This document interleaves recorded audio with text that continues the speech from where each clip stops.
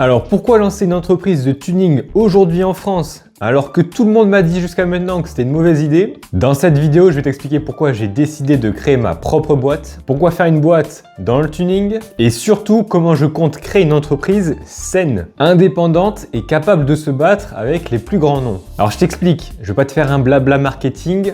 Ici, c'est plus de l'ingénierie, du développement, du technique, tu vois. Alors si tu découvres, je lance ma marque de kit carrosserie Finalita. Mon objectif il est simple, faire du tuning de qualité. J'ai développé et je fabrique le premier kit carrosserie pour la M2 G87. Actuellement j'en suis à la phase de finition, ce qui veut dire que le kit carrosserie sera bientôt disponible sur mon site internet. Si tu veux soutenir le projet, n'hésite pas à t'abonner à cette chaîne YouTube. Si tu veux suivre l'avancement du projet en temps réel, abonne-toi à mon Instagram. Pourquoi j'ai voulu lancer une entreprise alors ?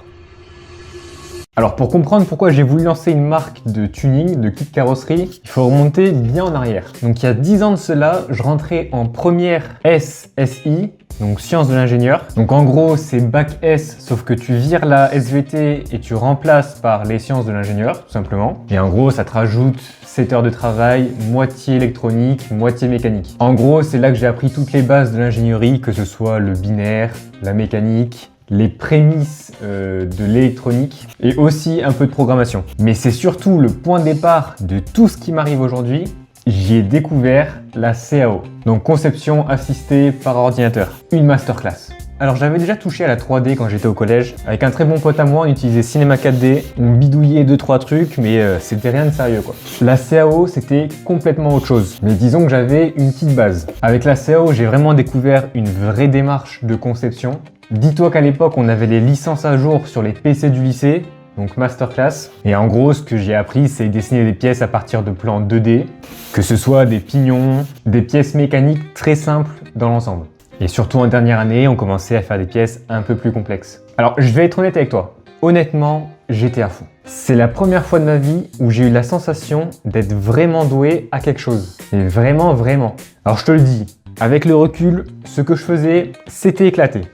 Mais vraiment, à l'époque, pour moi, c'était une révélation. Clairement, sans cette filière, aujourd'hui, je serais certainement pas là à poncer cet aileron. Bon, je passe le bac tranquillement, je commence à savoir à peu près ce que je veux, à savoir faire ingénieur.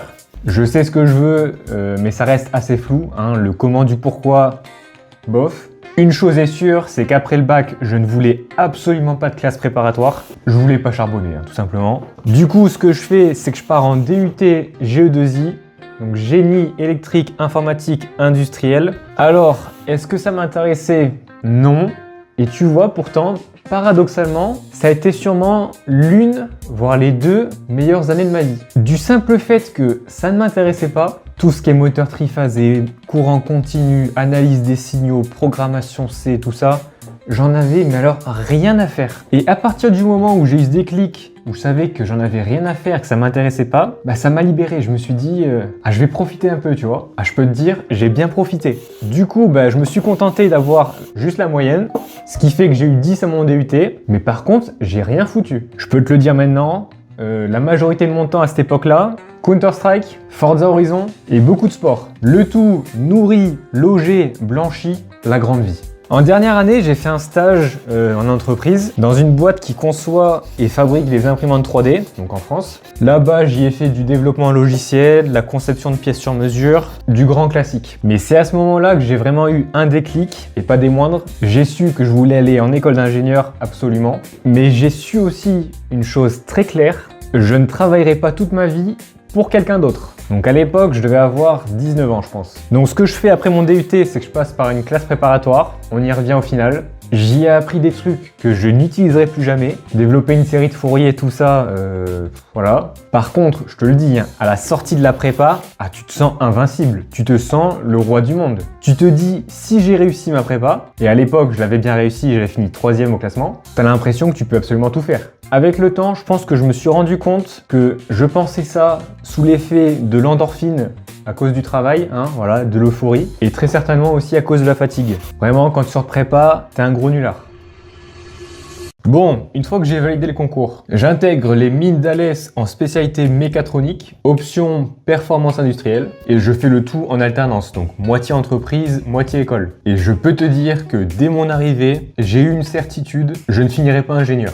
ça c'est sûr. Je savais déjà que je voulais créer ma boîte. Et en vrai, c'est là que tout commence vraiment. Alors il y a un petit détail que je n'ai pas encore dit, mais qui a évidemment toute son importance. Depuis que je suis tout petit, je suis un grand passionné de voitures. Alors pour ma génération, c'est assez simple, hein, entre Cars, Transformers, Fast and Furious. Mais je sais pas, chez moi ça allait un peu plus loin. J'ai toujours voulu comprendre le pourquoi du comment, pourquoi cette voiture fonctionne comme ça, pourquoi cette voiture est plus efficace qu'une autre, tu vois, le côté technique. Et très tôt, j'ai été fasciné par un modèle, la Porsche 911. Elle avait une architecture complètement à part. Et puis aussi, je suis clairement de la génération Nissan GT-R. J'ai vu une GT-R mettre une tollée à tout ce qui roulait sur le NURB, alors qu'elle était moins chère, moins puissante. Non, vraiment, à l'époque, c'était un truc de fou. Et je sais pas pourquoi, ce genre de voiture, ça me fascine un peu. Tu sais, c'est le David contre le Goliath, le malin contre le fort, le Batman contre le Superman. Et ces voitures-là, comme la 911, la GT-R, c'est pas les plus puissantes. Elles sont pas plus puissantes face à des Ferrari ou des Lamborghini, mais elles sont beaucoup plus efficaces. Et dans l'automobile,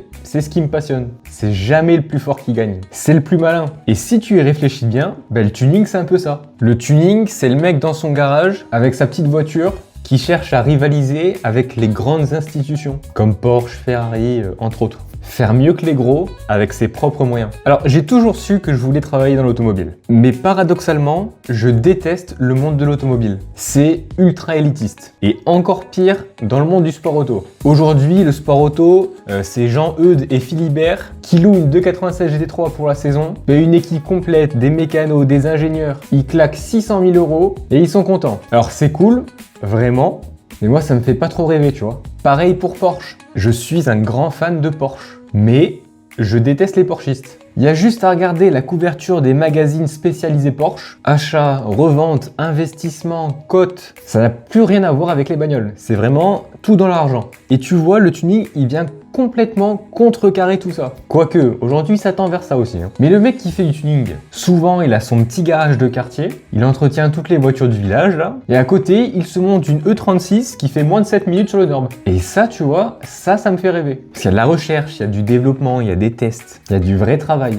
Pas juste un paquet de pognon posé sur la table. En France, on a un peu cette culture, notamment grâce au rallye. Et c'est très bien. Au Japon, encore plus. Avec tous les modèles de base qu'ils ont, Silvia, GT-R, GTT, Chaser, tout ce que tu veux, ils peuvent faire du tuning à foison. Enfin bref. Tout ça pour dire que tout se mélange. Ma vision de l'automobile, mes études, mes expériences professionnelles, mes discussions avec mes collègues. Tout ça, ça m'a amené à une conclusion simple. Je vais développer mes propres kits carrosserie. Je vais les fabriquer, je vais les vendre et faire en sorte que tout ça devienne une entreprise viable. Il y a du boulot. Alors si on réfléchit à ce que je veux réellement créer, les kits carrosserie ont pour moi été dès le début une évidence. Je suis passionné de modélisation 3D depuis toujours. J'ai appris très tôt et j'ai toujours su que j'avais les capacités d'imaginer quelque chose et de le recréer en 3D. Et j'ai toujours voulu proposer de nouvelles choses avec ma propre marque. Bon, quand je te dis designer des kits carrosserie, soyons honnêtes, j'y connais pas grand chose en design, dans le sens artistique du terme. Par contre, je m'y connais en fonctionnalité, en comportement dans l'espace, en mécanique des fluides, entre autres. Merci l'école d'ingénieur. Donc ma philosophie, elle est plutôt simple. Des pièces d'abord fonctionnelles et ensuite on essaie de les rendre jolies. Les grands poètes te diront quand la fonctionnalité guide le design. C'est très beau et tu remarqueras que j'appelle ça une philosophie. Alors qu'en réalité, pour moi, c'est plus une contrainte. Parce que je ne suis tout simplement pas un designer. Alors ok, on veut du tuning qui fonctionne. Mais qui fonctionne sur quoi? Sur les voitures récentes, les nouvelles sorties, à condition qu'elles soient intéressantes. Et quand je dis intéressante, c'est pas ton avis que je demande, c'est plus le mien. Si une voiture me fait ni chaud ni froid, je vais pas développer un kit dessus. Alors oui, je me tourne vers l'avenir de l'automobile. Et oui, aujourd'hui, l'avenir n'est pas brillant. Mais voici ma théorie. La vie, la société en général, les marchés, là, tout ça, l'économie, tout ça fonctionne comme une courbe sinusoïdale. Ça monte, ça descend. Pendant des années, l'automobile, ça fait que monter. Plus puissante, plus rapide, toujours plus grosse, jusqu'au moment où on nous a dit bon les gars, les voitures c'est génial, etc. Mais si on continue comme ça, dans 50 ans on n'existe plus. Alors, vrai pas vrai, à quel point vrai, peu importe. Les faits sont là. Ce qui fait qu'on a monté, et puis on est passé de l'autre côté de la bosse, et ça descend. Du coup, on a commencé à produire des voitures chères, pas très intéressantes, et plus ou moins durables. Donc la courbe, elle descend fort au nom de l'écologie. Alors, l'écologie est un vrai problème, mais essayons de résoudre ça de façon intelligente. Bref, là n'est pas la question. Là, on descend, là. Sauf que, on vit dans un monde où cash is king, hein, c'est l'argent qui décide. Dans notre bon vieux modèle capitaliste, celui qui décide à la fin, théoriquement, c'est le consommateur. Et au vu de l'évolution du marché automobile mondial, je suis persuadé que dans les 20 prochaines années, on sera de nouveau à une course à la masterclass dans l'automobile. Avec certes de nouvelles contraintes environnementales, évidemment, on n'est pas débile. On apprend, on évolue, mais avec à nouveau des voitures qui fassent vendre, qui soient intéressantes. Donc ce que je veux concrètement, c'est créer des kits carrosserie qui soient fonctionnels pour les dernières sorties automobiles. Innover, proposer des pièces inédites, que ce soit dans le design ou dans l'aérodynamisme. Et surtout, l'expérience utilisateur doit être irréprochable. Et la qualité des pièces doit être équivalente aux constructeurs automobiles. Les connaisseurs, ils vont dire OEM+. Donc ici, pas de vieilles pièces en fibre. Pas de pièces que tu dois déformer pour qu'elles rentrent. Alors on fait de la pièce de qualité. Il y aura plusieurs gammes, que ce soit pour la route, pour la piste, pour la route un peu sport, tu vois. Bon, par contre, ce qui est sûr, c'est qu'il n'y aura jamais de pièces faites pour racler le sol des salons automobiles ou des salons tuning. J'adore le tuning, mais faut pas déconner. L'esthétique, c'est important, mais c'est clairement pas en haut de la liste de mes contraintes. D'abord, ça fonctionne, et ensuite, c'est joli. Bon, alors tout ça c'est beau, mais concrètement, comment je fais? Sur le papier, c'est assez simple. Dans la réalité, c'est une autre histoire. Mon objectif, c'est de créer une entreprise solide et surtout très saine. Ni trop grande, ni trop petite. Pas de subvention, pas de dépendance à un client, pas de dépendance géographique et pas de dépendance à un sous-traitant. D'ailleurs, c'est un peu pour ça que j'ai choisi de fabriquer des kits en carbone. Parce que naïvement, je pensais que logistiquement, c'était plus simple. Bon, j'avais à moitié raison. Je m'étais dit, bon, il y a une seule matière première, la fibre de carbone, et je fais tous mes produits avec. Alors en réalité, c'est un peu plus compliqué que ça. On va dire que j'ai été bien naïf. Mais bon, l'idée de base reste la même. Un seul process de fabrication, maîtrisé de A à Z, et avec ce process, je fabrique absolument tous mes produits. Deuxième point, et pas des moindres, je veux fabriquer les pièces moi-même. Pas forcément moi, mais mon entreprise. Il est absolument hors de question de faire sous-traiter la production. Hors de question de devenir dépendant à un fabricant, de ses contraintes et de ses propres fournisseurs. Bon, tu l'as compris, mon but c'est de dépendre de moins de personnes possible. Je suis convaincu que c'est le seul moyen de faire durer une entreprise dans le temps. Donc du coup, ça part sur une production en interne. Donc aujourd'hui, c'est en France. La France, ce magnifique pays où le coût du travail est parmi le plus élevé au monde entier. Et là où on adore les impôts, le rêve des entrepreneurs. Mais bon, de toi à moi là. Il est hors de question que j'aille vivre à l'autre bout du monde pour économiser 30% sur mes impôts. Ça va être dur, ça va être compliqué, mais c'est pas impossible. Et je vais même te dire un truc. Selon moi, si tu arrives à faire tourner une boîte sainement en France, tu peux la faire tourner absolument partout dans le monde. Donc partir de la France pour ensuite s'étendre à l'international, je suis persuadé que c'est une force. Un jour, je ferai sûrement une vidéo sur comment je compte rivaliser avec la production chinoise, entre autres, ou ailleurs même. Je pense clairement avoir une carte à jouer. Si je prends du recul et que j'imagine la suite, je vois un beau bâtiment, 2 étages, en haut, conception, prototypage, développement, et en bas, ligne de production. Un bâtiment en pleine campagne, proche d'un circuit idéalement, et à l'intérieur, le rêve de tout passionné d'ingénierie, des CNC 5 axes, 6 axes, des autoclaves, des lignes de production optimisées au millimètre, de l'efficacité pure pour faire du tuning de qualité. Tout ça vendu dans le monde entier. Alors évidemment, la clé pour que tout ça fonctionne, ça va être l'image de marque. Il faut vendre. Il faut vendre beaucoup. Voilà, il faut créer de l'engouement, il faut créer du désir. C'est d'ailleurs pour ça que je fais des vidéos, que je montre ce que je fais, que je parle en français, parce que c'est mon identité, tout en ajoutant des sous-titres anglais pour pas me fermer les portes du reste du monde. Parce que là, si Brandon, là, au fin fond de l'Arkansas, tombe sur une de mes pubs avec juste ma gueule qui parle en français, je peux te garantir qu'il va pas acheter le kit de la N2.